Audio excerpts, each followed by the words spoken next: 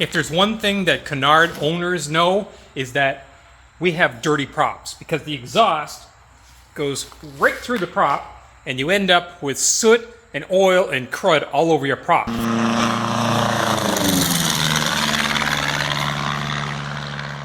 And because that exhaust is really hot, it really kind of bakes those stains in there. I have used this Buddha belly from Plain Perfect for a while to clean my prop. It works really well. It will clean off oil stains, it will clean off soot, it'll even clean off 100 low lead stains.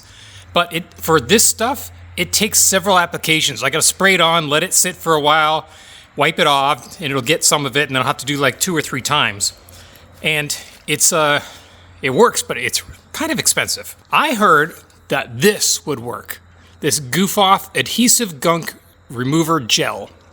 I'm gonna try this and see if it works as well as the Buddha belly. If it does, I will put a link to it in the description below on Amazon. It's pretty cheap. I think this was only like $5, whereas the Buddha belly was, I think, closer to 20. So let's give this a try. We'll spray this on here